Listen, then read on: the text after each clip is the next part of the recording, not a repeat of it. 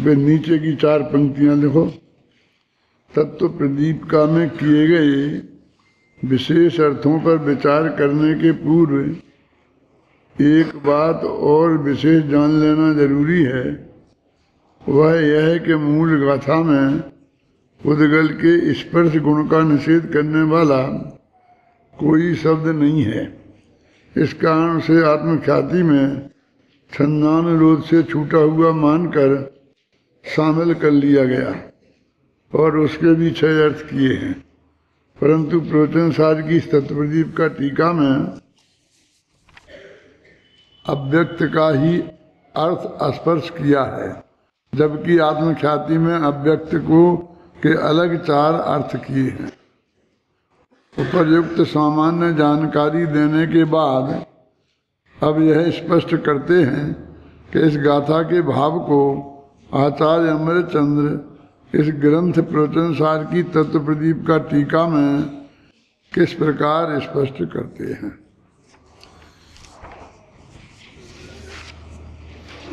अपन बोलते हैं अरसमरूप मगंधम अव्यक्तम चेतना गुणमसज्जम।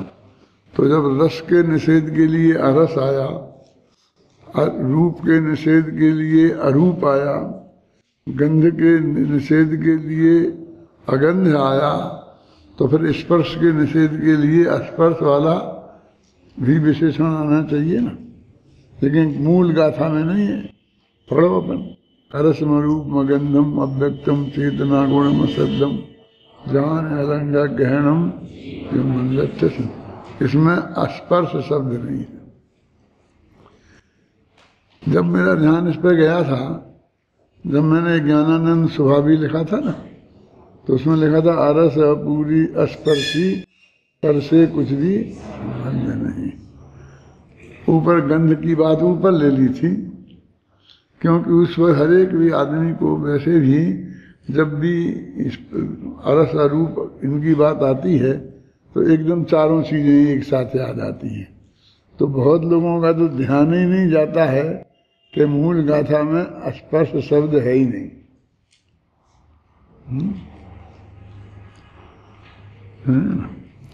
और भी बहुत बातें थी, जैसे अरस में रूप है ना, मैं बोलता हूँ मैं अरस अरूपी स्पर्श। तो बहुत लोग कहते थे भाई तुम अरस लिखा अरूप लिखा तो स्पर्श लिखना चाहिए। स्पर्शी स्पर्शी क्यों लिख रहे? और नहीं अरसी लिखो, मैं अरूपी। कई जगह अरूप के लिए अरूपी आता है ना। तो मैंने कहा कि नहीं, देखो ये तीनों में लगाओ ना। ई की जो मात्रा है वो अंत दीपक समझो ना उसे। क्या इसमें क्या है, मैंने भाषा संबंधी भी ऐसे विचार निरंतर उसमें अपन कर सकते हैं। यहाँ तो मूल मुद्दे की बात है कि अमृतचंद्र के ध्यान में बात आई, तो उन्होंने ये कहकर कि गाथा में जगह नहीं थी। मुझे होता ना पद्य में छंदानुरोध वाला तर्क बहुत चलता है, क्योंकि उसमें शब्दों की सीमा रहती है। तो कई जगह कम पड़ जाती है, कई जगह और एक आध शब्द डाल दिया जाए, इतनी जगह बची रहती है। तो किसको शब्द को डालें, तो उसमें भर्ती के शब्द भरे जाते हैं। आप समझे ना। तो इसलिए उसमें कुछ अनर्थक तो क्या, अनर्थक का कोई खराब अर्थ नहीं होता है, जिसका कोई विशेष अर्थ नहीं है। ऐसे शब्द भी डाल दिए जाते हैं और कई जगह कोई शब्द छूट जाता है तो हम ऊपर से भी उस हिसाब से लगा सकते हैं। लेकिन उन्हीं अमृतचंद्र ने जब प्रवचनसार की टीका लिखी तो उनको मानो जैसे उनको संतोष नहीं हुआ कि तो उन्होंने अव्यक्त शब्द का स्पर्श अर्थ किया, क्योंकि स्पर्श के रूप में ही व्यक्त होता है, इसलिए अव्यक्त का किया।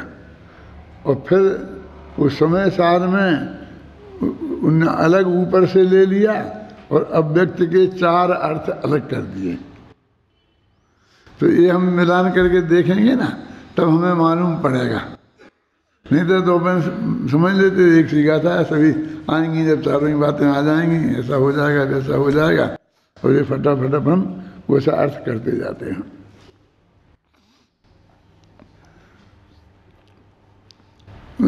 एक होता है अध्ययन और एक होता है वाचन। अध्ययन माने स्टडी है, और वाचन माने बस वैसे ही पढ़ना, बाँच लेना, इसे अपन बोलते हैं नहीं। माने स्टडी में, अध्ययन में जो गहराई होती है वो बाँचने में वो गहराई नहीं होती है। तो समझे? अभी इसमें अभी ये 20 अर्थ कर रहे हैं, कहाँ से शुरू है ना। पहले तो सबसे वो ये कहते हैं अलिंग ग्रहण। तो ये ग्रहण शब्द जो है इसमें कोई विभक्ति नहीं लगाई, कोई प्रत्यय नहीं लगाया, इसलिए 20 अर्थ कर सके। यदि कोई प्रत्यय लगा देते तो नहीं कर पाते। जैसे गम धातु जानने के अर्थ में है, कि जाने के अर्थ में है, तो हम अकेले गम बोलें तो हम उसके कितना ही अर्थ निकाल सकते हैं। लेकिन यदि हम उसमें कोई प्रत्यय लगा दें तो वो तो विशिष्ट अर्थ का सूचक हो जाएगा, फिर उसको हम मोड़ नहीं सकते। जैसे अलिंग ग्राह्य, अलिंग ग्रहण है ना, तो इसमें कोई विभक्ति नहीं लगाई, और अलिंग ग्राह्य, तो हमें कहे अलिंग माने अलिंग के द्वारा ग्रहण करने योग्य। अब इसका दूसरा अर्थ नहीं कर सकते। इसमें तो ये कह सकते हैं इंद्रियों के द्वारा जानने की सामर्थ्य रखता है अथवा नहीं रखता है, अनुमान के द्वारा जानने की सामर्थ्य रखता है या नहीं रखता है, तो हम दोनों तरफ मोड़ सकते हैं। अलिंग ग्रहण यानी अलिंग ग्रहण रखने से ये अलग अलग अर्थ निकल सकते हैं, और यदि उसमें एक विभक्ति लगा दें तो फिर नहीं निकल सकते। समझ गए ना? ये बात इसमें लिखी है।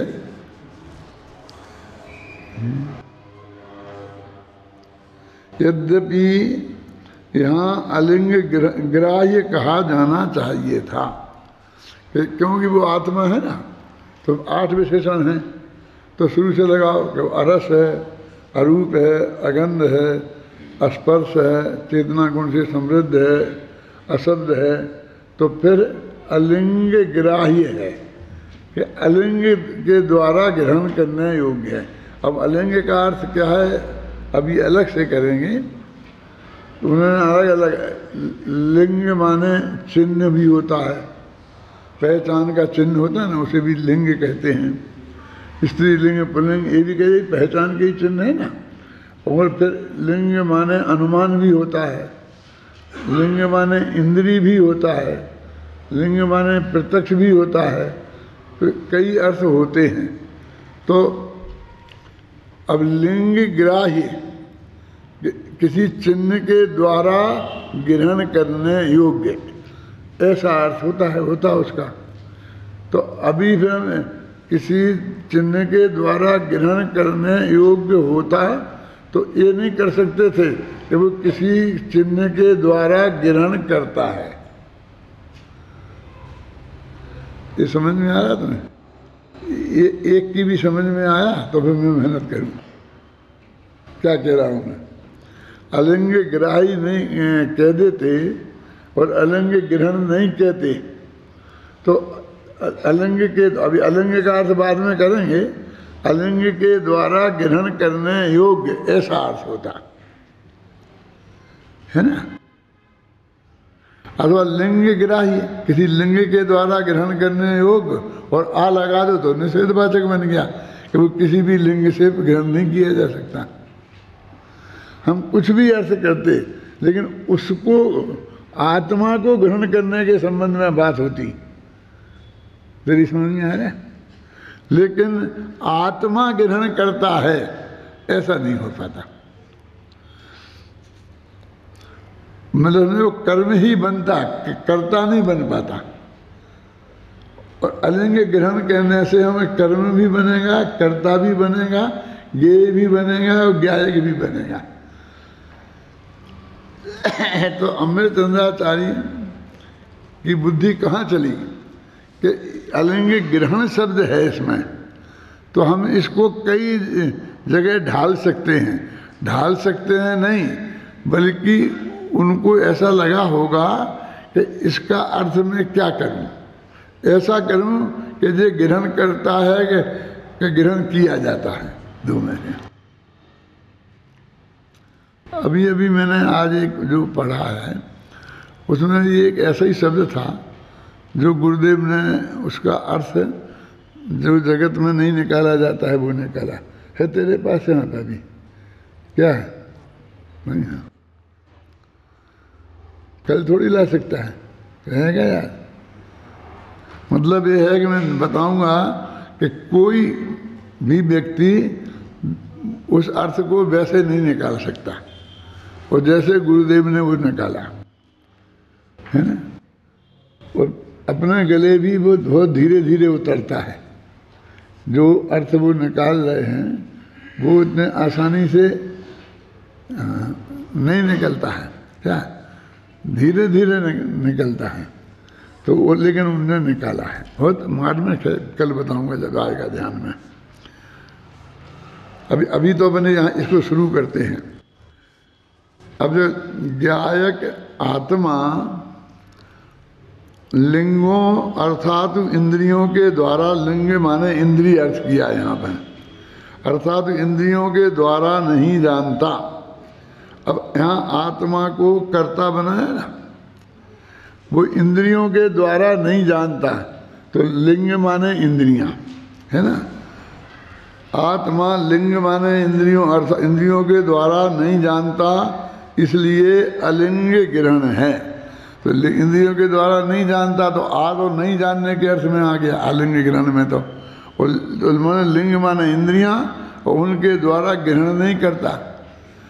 तो अभी अलिंग ग्राह्य होता तो ये अर्थ नहीं निकाल सकते थे, समझ में आया ना। माने हम यहाँ मोड़ लेंगे, इधर मोड़ लेंगे, इधर मोड़ लेंगे, इसलिए उसको मूल धातु के रूप में रखा। क्या ज्यादा कठिन नहीं है। अब कहते इंद्रियों से ग्रहण नहीं करता, तो ऐसा कह के क्या कहना चाहते हैं? आत्मा के स्वरूप को समझा रहे ना, तो कहते हैं इस प्रकार आत्मा अतीन्द्रिय ज्ञानमय है, इस अर्थ की प्राप्ति होती है। माने उसे जानने के लिए इंद्रियों की जरूरत नहीं है, बिना इंद्रियों के ही वो जान सकता है। तो अतीन्द्रिय ज्ञान स्वभावी है, उसका जो स्वभाव है वो इंद्रियों के द्वारा जानना नहीं है। अतीन्द्रिय बिना इंद्रियों के जानना आत्मा का स्वभाव है। तो आत्मा कैसा है? बिना इंद्रियों के द्वारा जाने, ऐसा उसका स्वभाव है।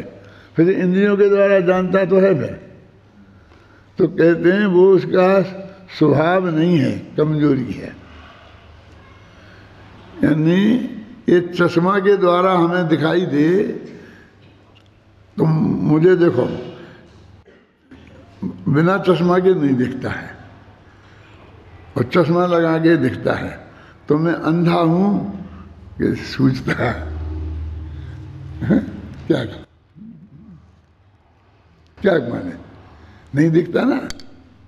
माने चश्मा की पराधीनता है, चश्मा के बिना नहीं दिखता। तो कैसे दिखता है, ये इसका अंतर हो सकता है। दिखता तो है, तो उसे लोग में अंधा नहीं कहा जाता है? लेकिन हमारा स्वभाव मनुष्य का, मतलब मनुष्य का स्वभाव वो चश्मे के द्वारा देखे ऐसा नहीं है। ये उसकी कमी है, ये उसकी कमजोरी है। पुराने जमाने में तो जिस लड़के को चश्मा लग जाता था उसको कोई लड़की नहीं देता था।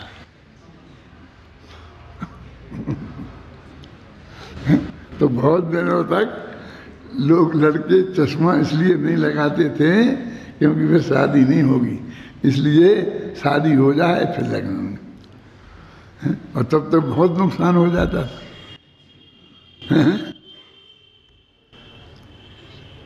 तुम्हें आज इस बात पे हंसी आती है ना, उस वक्त बहुत कॉमन फैक्टर था। लड़की को देखने गए, चश्मा लगाए देखी, वो तो चश्मा लगाती है, मैंने अंधी है। आज कोई ऐसा नहीं मानता अंधा है, वो तो उसे तो उस लड़का लड़की को तो भी अंधा ही मानते थे। कहते क्या, अरे नहीं कोई नंबर नहीं है, कोई नंबर 4 नंबर है, 5 नंबर है, 1-2 नंबर है, आज 2 है, कल 4 होगा, परसों 5 होगा, फिर धीरे धीरे खत्म हो जाए, फिर देखेगा नहीं, फिर उसकी पत्नी को हाथ में लेके चलना पड़ेगा।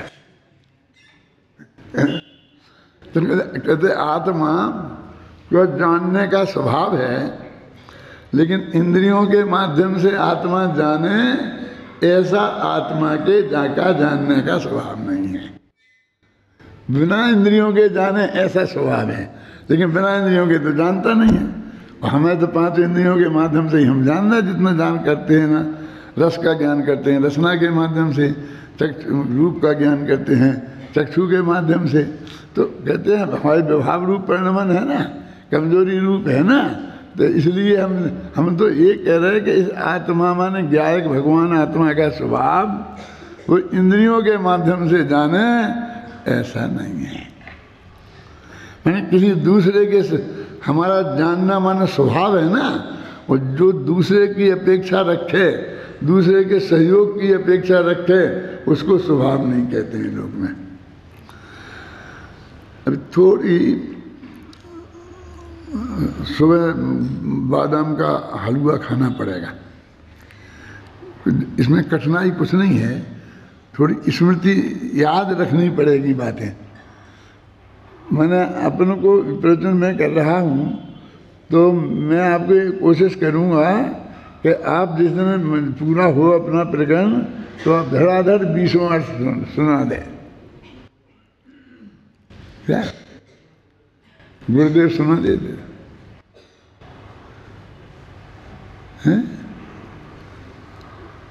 आप कर सकते हैं, कोई कठिन काम नहीं है।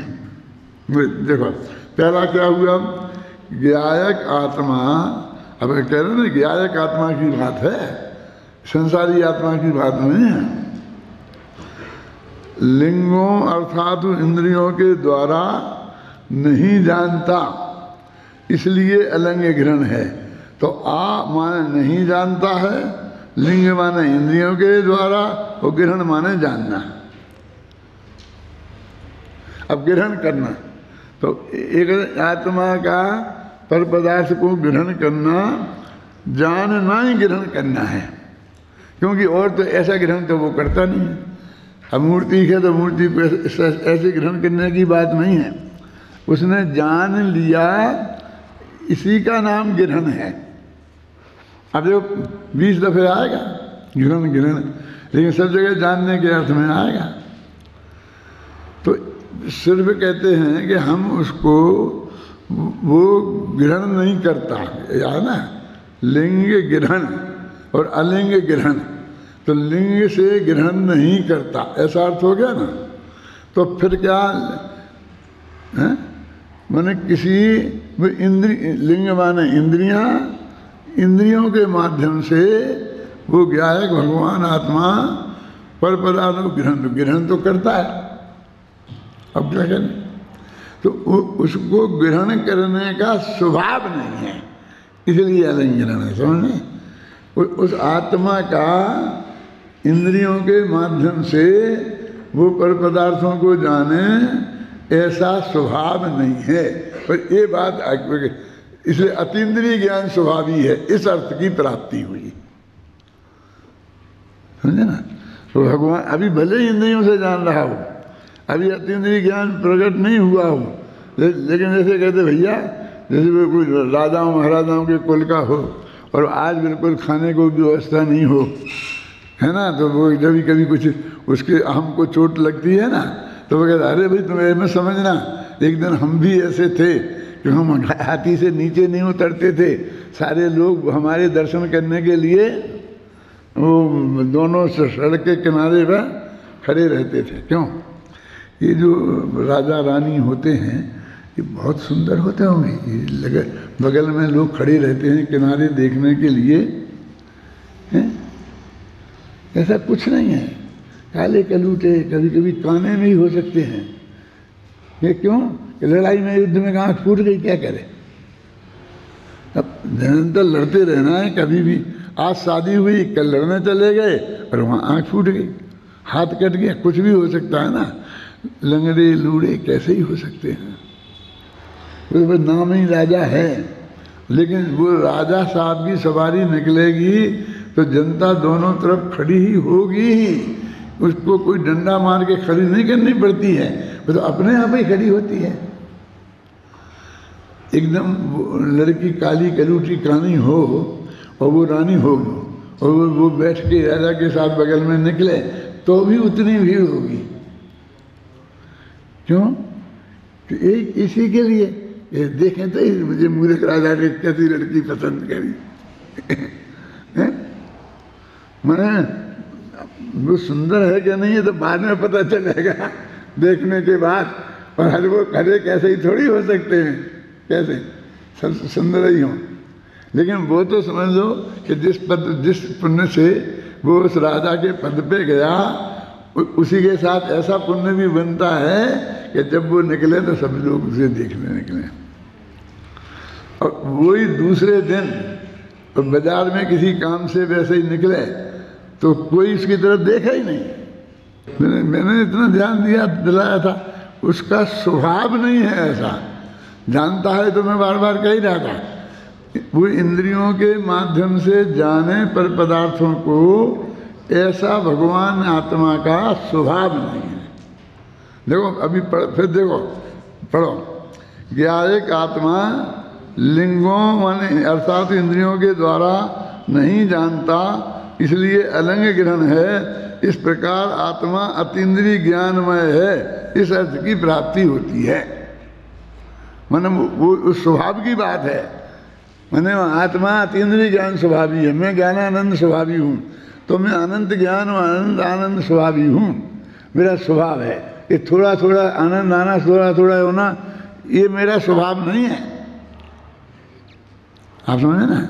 एक अर्थ हुआ। अब जिसे लिंगों अर्थात इंद्रियों द्वारा नहीं जाना जाता वह आत्मा अलिंग ग्रहण है। अब मामला जो पलट दिया, यदि वो अलिंग ग्रहण नहीं होता, अलिंग ग्राह्य होता अथवा अलिंग ग्राहक होता तो क्या होता? यदि ग्राह्य नहीं, अलिंग ग्राह्य होता तो दूसरा अर्थ नहीं हो सकता था, और अलिंग ग्राहक होता तो पहला अर्थ नहीं हो सकता था। और अलिंग ग्रहण है तो दो ही अर्थ कर दिए कि वो इंद्रियों के द्वारा जाना नहीं जाता और इंद्रियों के द्वारा जानता नहीं है। पहला है इंद्रियों के द्वारा जानता नहीं है और दूसरा है इंद्रियों के द्वारा जाना नहीं जाता। अब इतनी सी बात है ना। अब ये हमारे ख्याल में रहे, भाई रटने की कहाँ जरूरत है ऐसे, है ना? देखो, ज्ञायक आत्मा लिंगों अर्थात इंद्रियों के द्वारा नहीं जानता, ये है ना, और द्वारा इंद्रियों द्वारा नहीं जाना जाता। एक्टिव वॉइस का पैसिव वॉइस कर दिया ना, वह आत्मा अलिंग ग्रहण। इस प्रकार आत्मा इंद्रिय प्रत्यक्ष का विषय नहीं है। ऊपर तो क्या था कि वो इंद्रिय से जानता नहीं है, और ये नीचे क्या, इंद्रिय के द्वारा जाना नहीं जाता। ऊपर तो अतीन्द्रिय ज्ञान स्वभावी है, और नीचे है कि इंद्रिय प्रत्यक्ष का विषय नहीं है, इस अर्थ की प्राप्ति होती है। माने इंद्रियों की पूरी पदाधीनता से उसे मुक्त करना है, क्या 20 अर्थ है जिसमें इंद्रियों की मुख्यता से सबसे शुरू में विवेचन किया।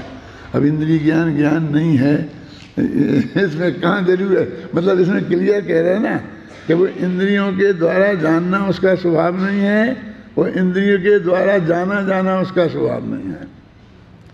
और अब देखो फिर अपन कहें तो कह सकते हैं कि देखो इंद्रियों के द्वारा जान तो रहा ही है, हैं अपने यही को, और फिर इंद्रियों द्वारा जाना जाता है कि हम समय सार को पढ़ते हैं और समय सार में आत्मा का स्वरूप लिखा है तो हमने उससे जाना। यदि हमने नहीं, आँख नहीं होती तो कैसे पढ़ते, और कान नहीं होते तो कैसे सुनते, और मन नहीं होते तो कैसे सोचते हैं?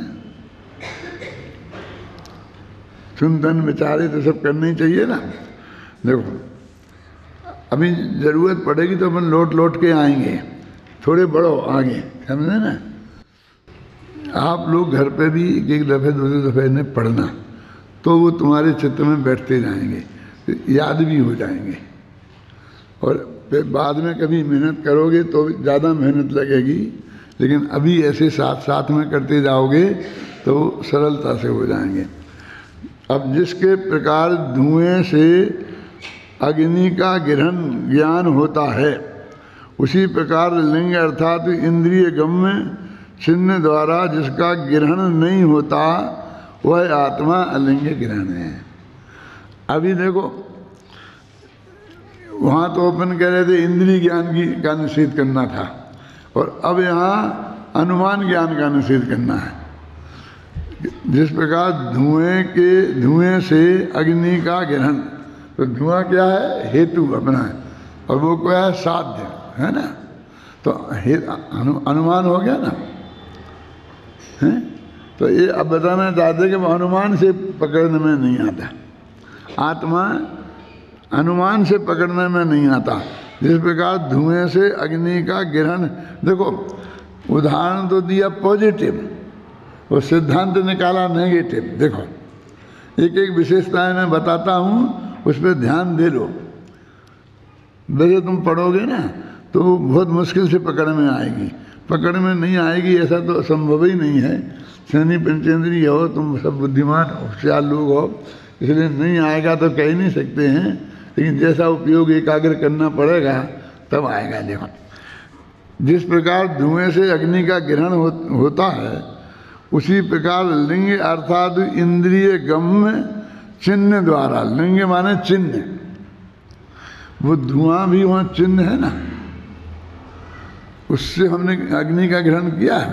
तो जैसे चिन्ह के द्वारा वहाँ होता है, तो ऐसे चिन्ह के द्वारा यहाँ होता नहीं, क्योंकि लिंग ग्रहण नहीं है, ये अलिंग ग्रहण है। इसलिए जैसे चिन्ह के द्वारा जिसका ग्रहण नहीं होता वह आत्मा अलिंग ग्रहण है।